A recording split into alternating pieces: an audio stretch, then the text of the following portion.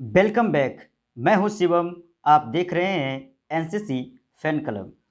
Friends, आज से एक ऐसी सीरीज का शुरुआत हो रहा है जिसमें हर प्रकार के स्टूडेंट्स को शामिल किया जा रहा है, जिसमें फिजिक्स से संबंधित प्रश्न को पूछे जाते हैं और बच्चे उस एग्ज़ाम का तैयारी करते हैं। तो उसके लिए यह बहुत ही बेहतर और कारगर साबित होगा, क्योंकि इस सीरीज का उद्देश्य है आपको ऑब्जेक्टिव के माध्यम से फिजिक्स के उन सारे कॉन्सेप्ट्स को समझाना, ताकि आप बड़े बड़े एग्ज़ाम जैसे आईआईटी, जेईई, नीट, पॉलिटेक्निक, इसके अलावा बोर्ड एग्ज़ाम, इसके अलावा एसएससी, रेलवे, इन सभी एग्ज़ामों में आप बेहतर से बेहतर, अच्छे से अच्छे परफॉर्मेंस कर सकें। इसके साथ ही साथ union public service commission examination में भी जनरल साइंस के रूप में प्रश्न पूछे जाते हैं, जिसमें कि फिजिक्स से संबंधित प्रश्न पूछे जाते हैं। तो वहाँ पर जो भी प्रश्न पूछे जाते हैं, तो उन सभी का जो बेस है वो इस सीरीज को देखने के बाद आपका तैयार हो जाएगा और आप वहाँ पर बेहतर से बेहतर कर पाएंगे। तो चलिए, इस सीरीज में अगर यदि आप चैनल पर नए हैं तो चैनल को सब्सक्राइब करें और अपने दोस्तों में भी शेयर करें। चलिए, आज के इस ऐतिहासिक सीरीज को हम लोग शुरू करते हैं। तो आज का आपका पहला प्रश्न है, यदि किसी वस्तु का द्रव्यमान 50 केजी हो तो इसका भार क्या होगा?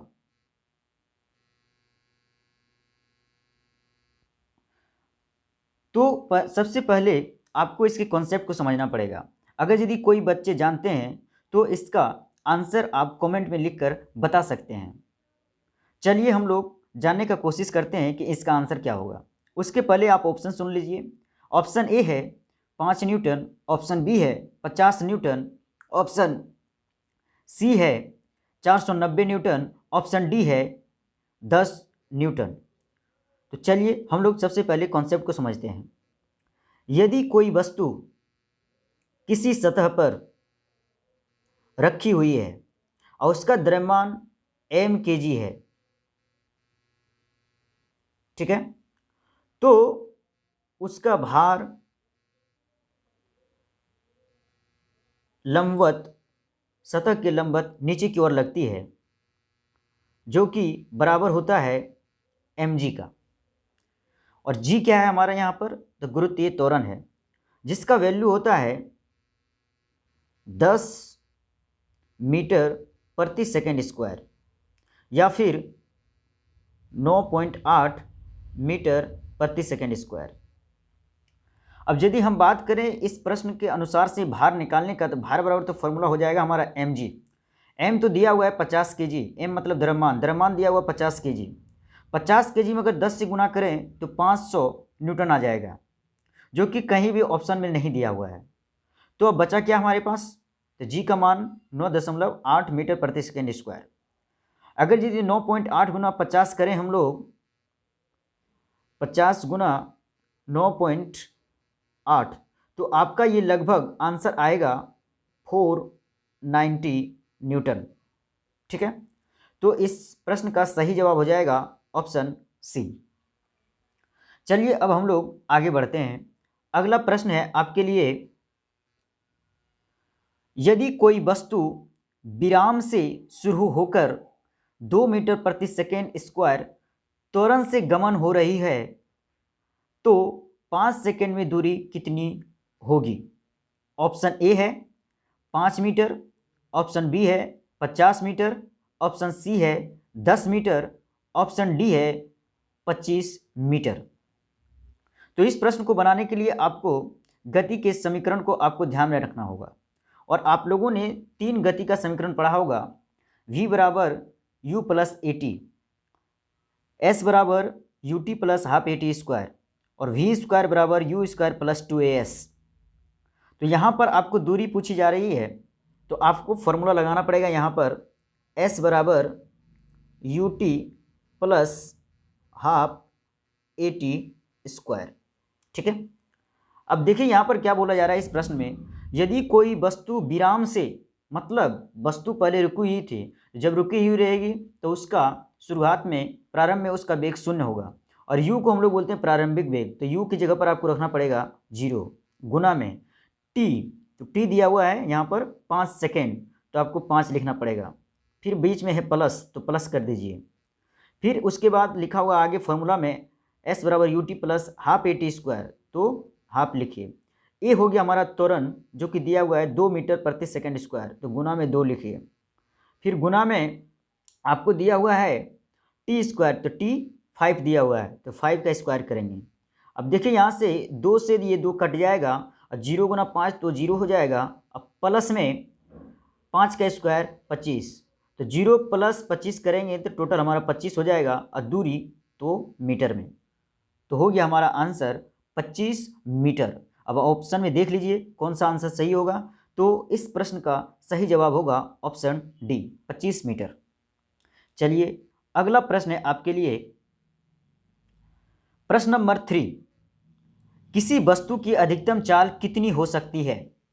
ऑप्शन ए है 5 मीटर प्रति सेकेंड, ऑप्शन बी है 3 गुना 10 की घात 8 मीटर प्रति सेकेंड, ऑप्शन सी है 10 की घात 8 मीटर प्रति सेकेंड और ऑप्शन डी है 25 मीटर प्रति सेकेंड। तो इस प्रश्न का सही जवाब होगा ऑप्शन बी 3 गुना 10 की घात 8 मीटर प्रति सेकेंड। चलिए अगला प्रश्न है आपके लिए, प्रश्न नंबर 4, निम्न में से कौन सदिश राशि है? तो पहले सदिश और अदिश मतलब समझ लीजिए। सदिश, सदिश का मतलब होता है जिसमें दिशा और परिमाण दोनों की बात होती है, जबकि अदिश में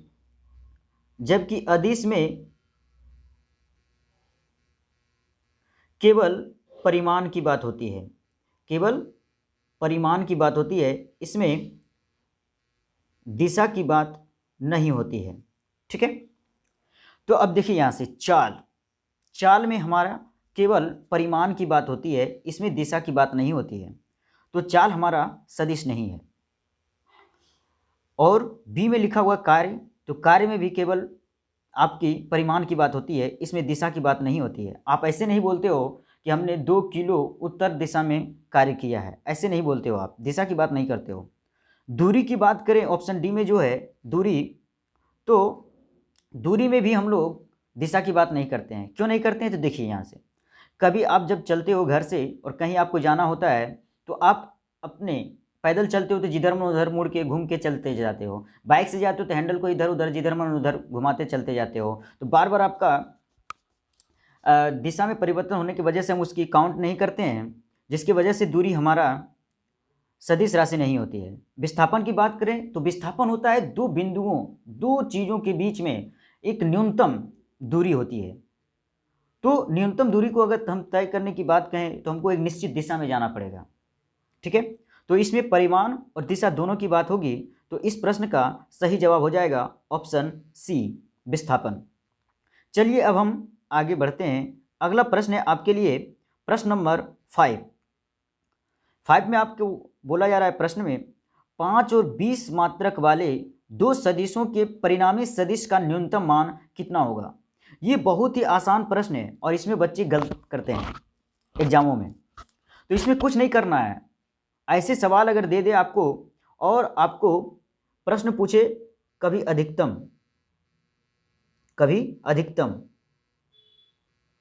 तो अधिकतम में आपको दोनों सदिशों को जो दिया हुआ है उसको ऐड कर देना है, और न्यूनतम पूछे तो आपको दोनों सदिशों में से जो बड़ा है उसमें से छोटे को घटा देना है, जो आएगा वही आंसर हो जाएगा। ठीक है, तो इस प्रश्न में आपको न्यूनतम पूछा जा रहा है। पहले ऑप्शन देख लीजिए, ऑप्शन ए है 50 मात्रक, ऑप्शन बी है 25 मात्रक, ऑप्शन सी है 15 मात्रक, ऑप्शन डी है 10 मात्रक।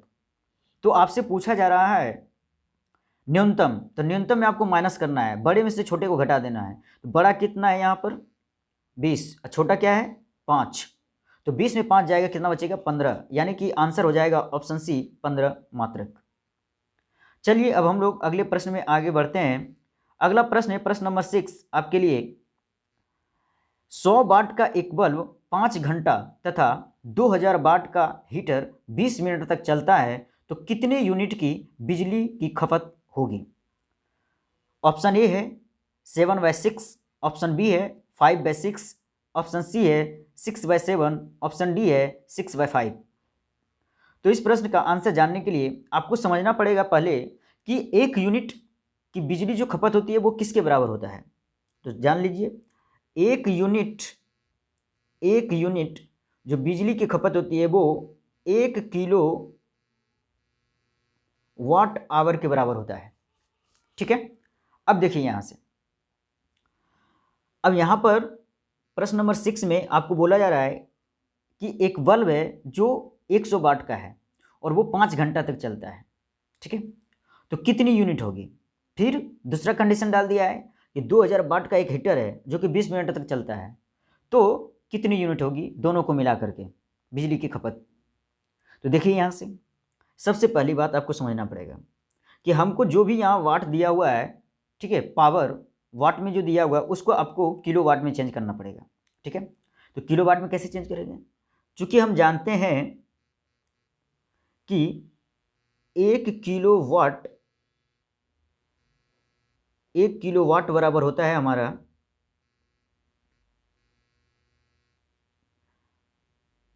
1 किलो वाट बराबर होता है 1000 वाट। अगर यदि हम यहाँ पर बात करें 1 वाट बराबर कितना किलो वाट होगा, तो 1/1000 किलो वाट होगा। उसी में अगर यदि हम बात करें 100 वाट बराबर कितना किलो वाट होगा, 100 वाट बराबर, तो ये 100 कहाँ चला जाएगा? ऊपर चला जाएगा, तो हो जाएगा आपका 100 अब बट्टा में 1000। ठीक है, और 100 में से 2 जीरो ऊपर नीचे कट जाएगा तो बचेगा 1/10 किलो वाट। यानी हम कह सकते हैं कि 100 जो वाट लिखा हुआ है वो आपका 1/10 किलो वाट के बराबर हो जाएगा। ठीक है, और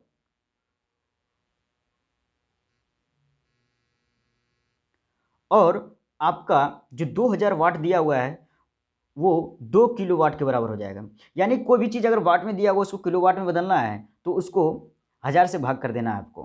तो देखिए यहाँ से 100 को अभी आपने भाग किया है, 100 को आपने भाग किया है 1000 से, तो आपका कट के आ गया 1/10 किलो वाट। उसी तरह यदि अगर आप 2000 को भाग करेंगे 1000 से तो आपका आ जाएगा ये 2 किलो वाट। ठीक है, 2 किलो वाट। ठीक है, अब देखिए यहाँ से एक यूनिट क्या होता है? 1 किलो वाट आवर। एक यूनिट 1 किलो वाट आवर के बराबर। किलो वाट तो आपने दोनों का मान निकाल लिया, और ऊपर में समय घंटा में दिया हुआ तो ठीक है, उसको गुना कर देंगे तो उसकी यूनिट निकल जाएगी बल्ब की कितनी खपत हो रही है। लेकिन दूसरा कंडीशन में आपको क्या दिया हुआ है? दूसरा कंडीशन में आपको दिया हुआ है कि टाइम को घंटा में नहीं दे करके मिनट में दे दिया है, तो इसको भी आपको पहले इस समय को घंटा में चेंज करना पड़ेगा। तो घंटा में चेंज करने के लिए क्या करना पड़ेगा आपको? घंटा में चेंज करने के लिए 20 में 60 से भाग करना पड़ेगा क्योंकि मिनट में दिया हुआ है, तो ये हो जाएगा 3। ठीक है, 20 दिया 60, 1/3 घंटा।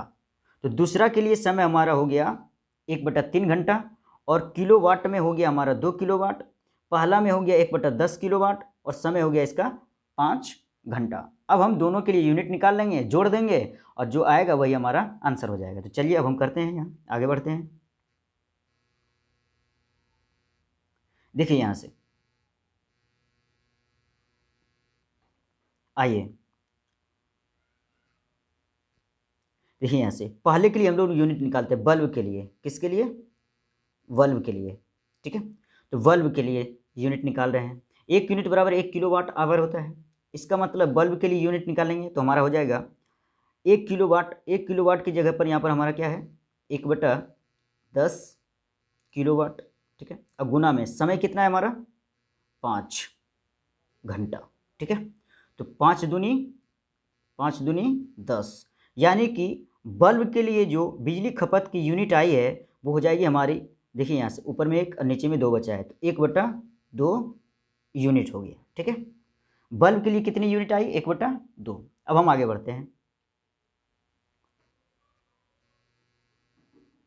अब निकाल रहे हैं हम लोग, अब निकाल रहे हैं यूनिट हीटर के लिए। किसके लिए, हीटर के लिए। ठीक है, तो हीटर के लिए देख लीजिए क्या होगा। हीटर के लिए, तो हीटर के लिए हमारा यूनिट निकालेंगे तो हो जाएगा 2000 वाट। तभी हमने चेंज किया था इसको किलोवाट में, तो 2 किलोवाट आया। ठीक है, 2 किलोवाट गुना में समय घंटा में, यूनिट 1 किलोवाट आवर, तो यहाँ पर आपको यूनिट निकालना है तो 2 किलोवाट हो गया।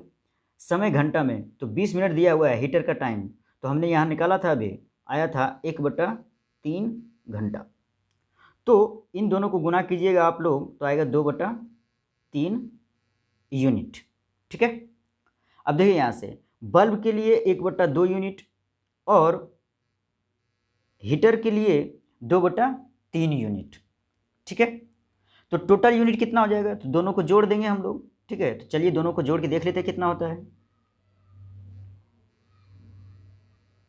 देखिए यहाँ से 1/2 अब प्लस में 2/3, तो देख लीजिए कितना हो जाएगा टोटल।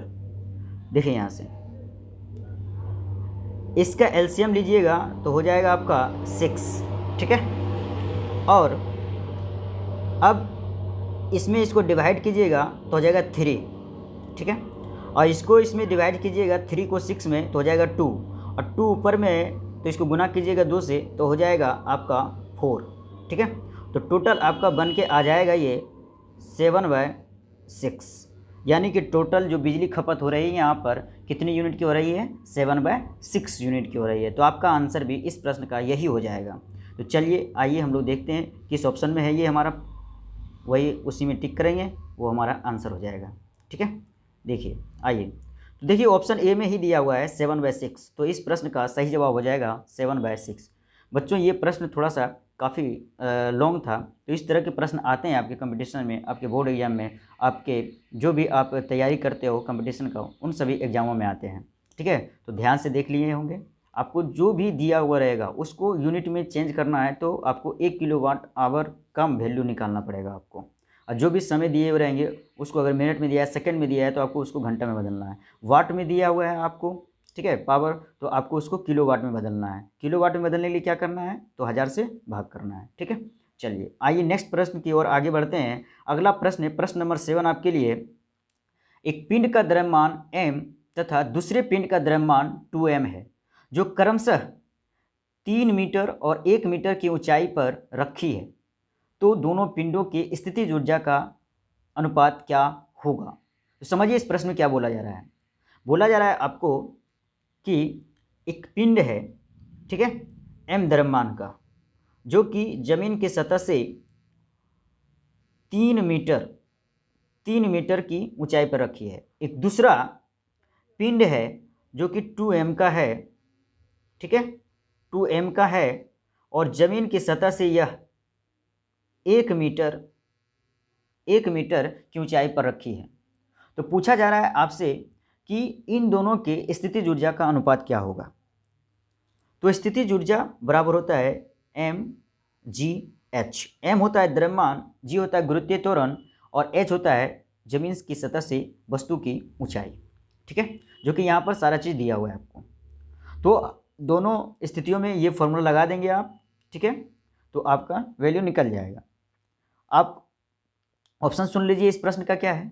ऑप्शन ए है 3:2, ऑप्शन बी है 1:2, ऑप्शन सी है 2:3, ऑप्शन डी है 3:1। तो चलिए पहले स्थिति के लिए हम लोग अपना पहला स्थिति ये हो गया, दूसरा स्थिति ये हो गया। तो पहली स्थिति के लिए mgh का वैल्यू निकालते हैं।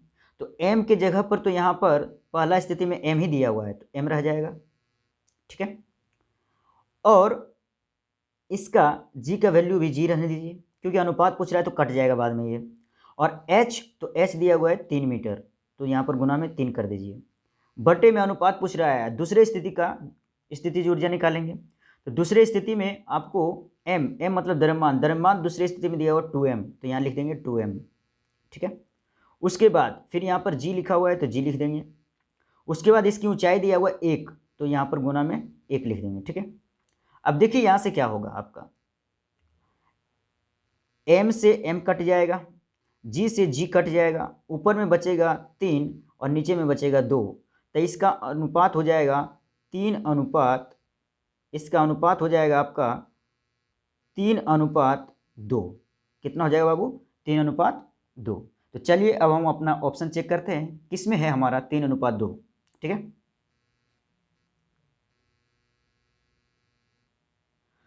तो आपको दिख रहा होगा ऑप्शन ए में ही है आपका 3:2।